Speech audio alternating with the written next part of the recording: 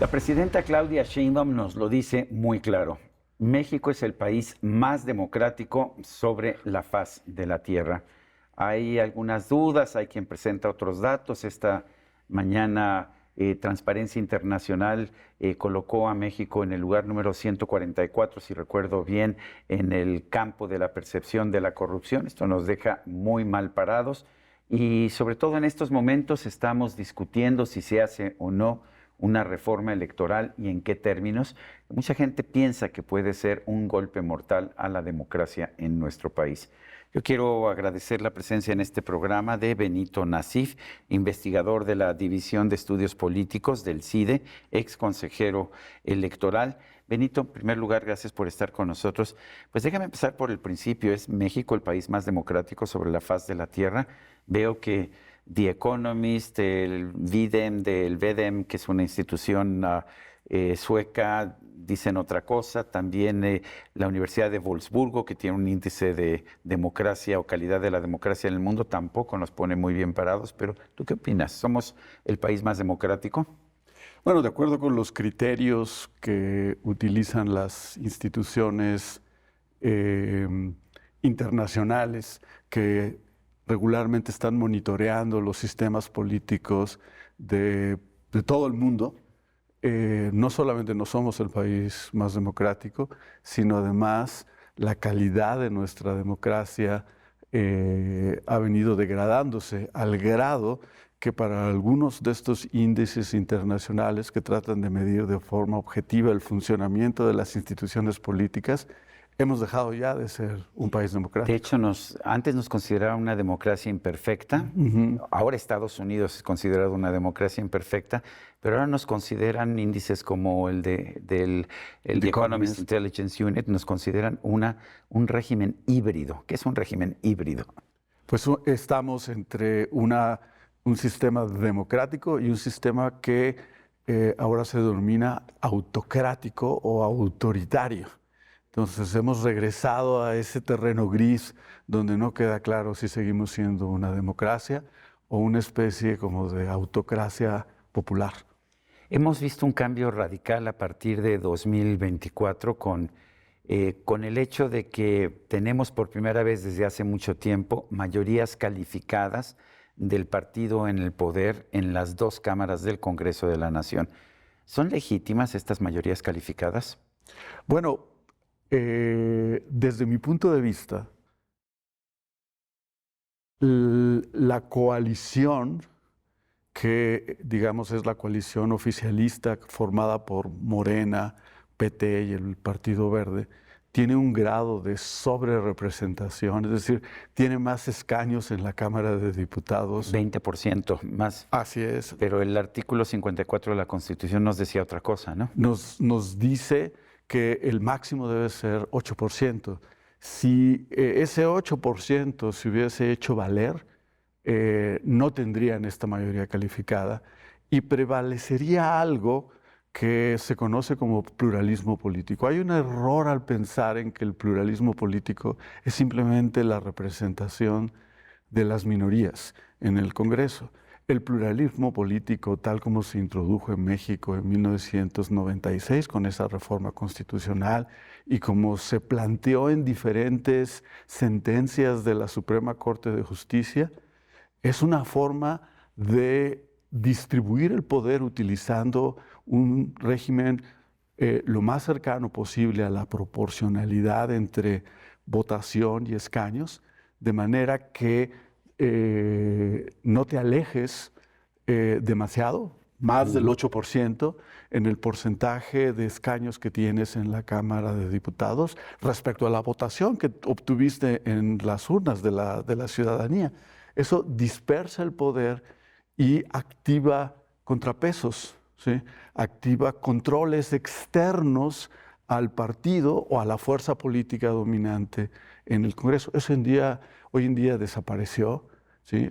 Y esta coalición oficialista pues tiene una mayoría mucho más grande que la que obtuvo en las urnas. Que la que obtuvo en las urnas, tanto en la Cámara de Diputados y luego en el Senado, ¿no? El Senado fue distinto, no alcanzaron la mayoría calificada, pero sí la compraron. por otros métodos. Exactamente, la obtuvieron. En 1996, la reforma de 96 que mencionabas la negoció por el PRD, Porfirio Muñoz Ledo, pero le tocó ratificarla a Andrés Manuel López Obrador, que entró a ser presidente del PRD en ese año de 1996. Yo lo entrevisté entonces, en 96, y lo que me decía era que, pues que no, que estaba muy bien la reforma, que por primera vez se le daba respeto a las minorías, y aplaudió también cuando fue designado José Woldenberg como presidente del Instituto Federal Electoral, aplaudió su designación, no solo porque venía de la izquierda, sino porque decía que México no cabía en un solo partido. ¿Qué pasó con el paso del tiempo que ahora López Obrador y sus seguidores mantienen la posición contraria? Es una muy buena pregunta, Sergio. Una vez que estás en el poder, quieres más poder. ¿Sí? Y claramente, incluso la propia presidenta Claudia Sheinbaum, antes de tomar posesión, cuando ya era presidenta electa, pidió ante el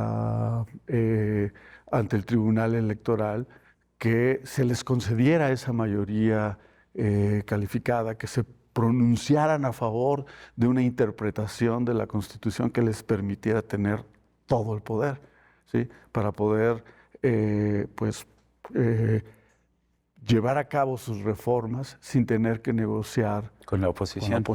Pero no es eso lo contrario de lo que se espera en un régimen democrático. Felipe González solía decir que él había logrado hacer las reformas que pudo hacer allá en los 80 y 90 en España gracias a que tuvo una muy buena oposición y a que se sentó a dialogar con la oposición tanto de izquierda, comunista, el Partido Comunista, como de derecha, la Alianza Popular, que hoy es el Partido Popular. ¿No sería eso más democrático?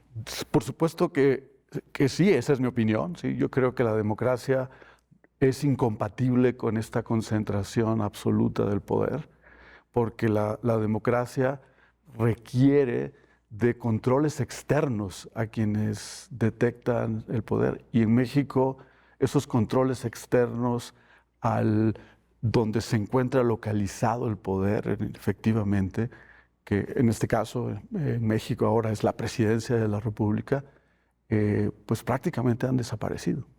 El 5 de febrero del 2024, el entonces presidente Andrés Manuel López Obrador lanzó una serie de iniciativas, de propuestas para 18 enmiendas constitucionales, 2 enmiendas legales. Una de ellas era una reforma electoral. Y lo que pidió en esa reforma electoral era eliminar los plurinominales y 2, bajar, por supuesto, el número de representantes de legisladores, pero también el dinero a los partidos políticos. Déjame empezar con los plurinominales. Parece que los plurinominales son los legisladores a que a todo el mundo le gusta odiar porque dicen que no hacen campaña y que están ahí siempre, que vienen de los partidos políticos. Pero ¿cuál ha sido la función real de los plurinominales desde que pues, los hemos tenido, de hecho, a partir de la reforma del 77? Bueno, los plurinominales que los elegimos por medio de listas de 40 candidatos en cada circunscripción, en el caso de la Cámara de Diputados, o listas de 32 candidatos para el Senado, son espacios que asignan principalmente las dirigencias de los partidos políticos. ¿Qué nos dice la experiencia respecto a cómo lo han venido haciendo? Suelen ubicar ahí, en los lugares más altos en la lista, a personajes que tienen los perfiles más altos, en quienes van a descansar funciones más delicadas de carácter parlamentario, finalmente son incluso los que especializadas. Son los que hacen los presupuestos y los que redactan las leyes. Y los que tienen más experiencia también. Aprovechan que no son tan malos los plurinominales. No, han cumplido esa función, ¿no? Es cierto que la gran mayoría de ellos, si no es que no hacen campaña, ¿sí? Quienes hacen campaña son los que son postulados en distritos uninominales específicos, ¿sí? Aunque los otros pueden hacer campaña legalmente Algunos sí lo hacen. y algunos los hacen porque aparecen como candidatos tanto para mayoría relativa como para representación proporcional, ¿sí? Pero también es cierto, ¿sí?, que ahí los partidos políticos han ubicado candidatos que tienen perfiles más altos, tienen mayor experiencia y que se espera que desempeñen un papel crucial en la conducción de los asuntos legislativos. Pues sobre todo, ¿qué tan importantes son para darle voz y voto a los partidos de oposición? Son muy importantes en términos de esto que llamamos la proporcionalidad, porque la forma en que se reparten esos 200 escaños de representación proporcional o los 32 en el caso del Senado, permite que a los partidos que no ganan en los distritos, pero que obtienen una votación importante, en los distritos gana nada más el que obtiene el mayor número de votos, independientemente de si ganaste por 2 o 3 votos nada más o por un número muy pequeño de votos, y partidos que se quedaron muy cerca de esa mayoría no ganan nada, pero tienen este esquema de compensación en las plurinominales, que si lo reduces significativamente o lo quitas, pues vas a acabar con la oposición o vas a acabar totalmente con el pluralismo, ¿no? ¿Qué esperarías tú de la reforma electoral de este 2026? ¿Qué te gustaría ver? Lo que a mí me gustaría es volver a ese espíritu de la reforma del 96, la verdad. Restablecerlo, porque a través de sentencias que se emitieron por el Tribunal Electoral, fue haciéndose eso al lado y permitiendo un grado de concentración del poder que desde la Constitución se había buscado limitar para garantizar el pluralismo político. A mí lo que me gustaría ver es el restablecimiento de ese pluralismo político en nuestro sistema, que para mi gusto es la democracia como funcionan las democracias de verdad. Ahora, la alianza oficialista tiene asegurados en este momento cualquier cosa que ellos acuerden en lo interno, tienen asegurada su aprobación por las mayorías calificadas que tienen. ¿Te preocupa eso? ¿Qué tanto daño le puede hacer al país que se haga una reforma electoral sin el consenso, sin la aportación de la oposición?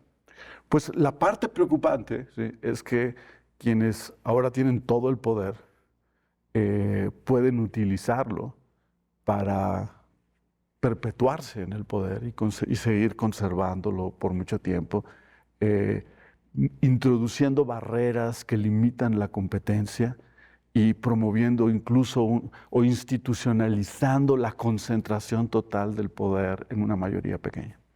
¿Eso no sería lo que uno esperaría del país más democrático sobre la faz de la tierra? Desde luego que no. ¿Piensas que pueda haber una reforma electoral que fortalezca la democracia en lugar de nada más crear un régimen de partido hegemónico? En las condiciones en las que estamos, no, ¿sí?, porque una sola fuerza política, una sola coalición tiene todo el poder, ¿sí? Y creo que la forma de fortalecer de reintroducir el pluralismo político en nuestro sistema político es mediante una reforma negociada con actores independientes, es decir, con la oposición, que sea un gran acuerdo, una gran reforma de Estado. No veo las condiciones políticas en este momento para esa reforma. Benito Nassif, investigador del CIDE, exconsejero electoral, gracias por esta conversación. Y a usted, amigo, que al vernos y escucharnos hace posible este programa, se lo agradezco también. Esto es todo por hoy, pero no se le olvide. Nos vemos la próxima.